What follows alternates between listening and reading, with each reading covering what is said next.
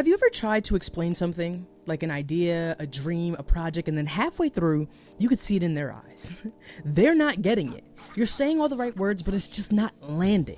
That moment hurts because you're trying to share something that means something to you, yet it's like you're speaking a language that no one else understands. I've been there. Pitching to campaigns for clients, performing poems to strangers, or trying to convince people that art can change lives. And I realized something. The problem wasn't my message. It was how I was delivering it. You don't persuade by explaining. You persuade by storytelling. And today I'm going to show you how to do that. How do you take your next presentation, pitch, or performance and turn it into a story that people actually care about? If you are new to my channel, my name is Queen of Bergen. I am an award-winning poet and public speaker. I have been doing this for over 20 years, and I am brand new to YouTube. So if you are interested in learning how to communicate and become just as persuasive as any poet you have ever seen, be sure to subscribe to my channel. So let's get right into it. Here's the truth. People don't listen for information. You're not watching this video because you want to learn more things. You're listening because you want something to be transformed. When we start explaining, we tend to speak from logic, using bullet points, statistics, and details, which all make sense. But sense doesn't stick. Emotion does.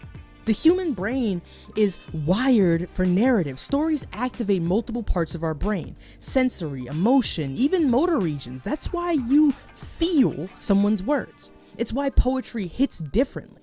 When you explain, people analyze. When you tell a story, people feel. Here's an example. Say you're explaining why a project matters. Like, our goal is to create an after-school poetry program that supports literacy and confidence among teens. That's clear, it's factual, but it's also forgettable. Here's the same message as a story. Last year, I met a student named Sophia. She wouldn't even look up when she read, and by week 4, she was performing her poem on stage and her mom was in tears. That's why we're building this program. That's the difference.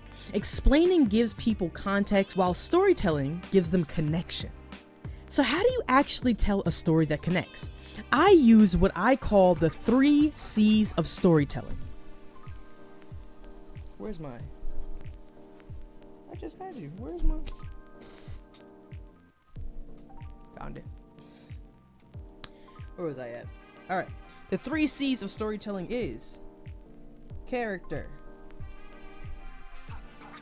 conflict, and change. These are... Oh, now they look like O's.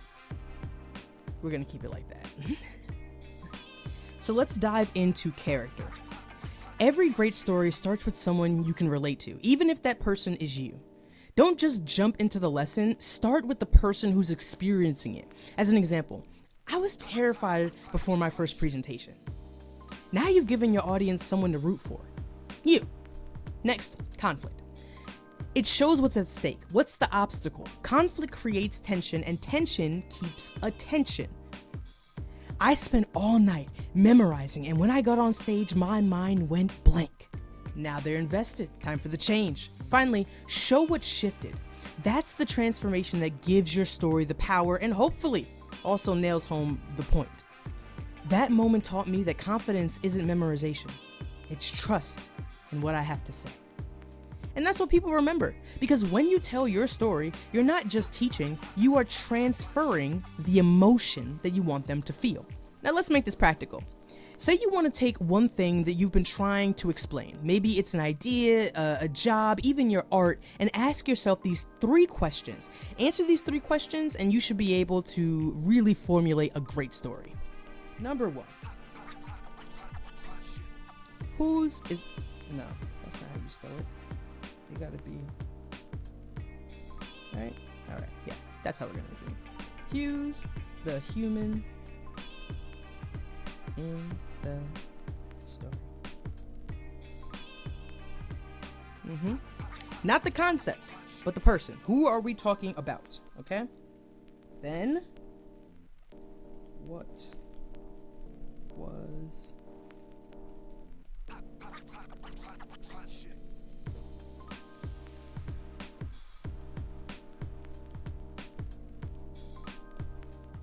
then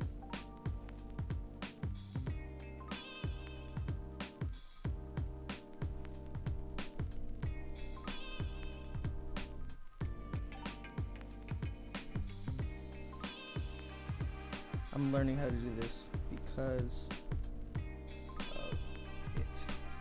All right, we got our 3 questions. Who's the human in the story?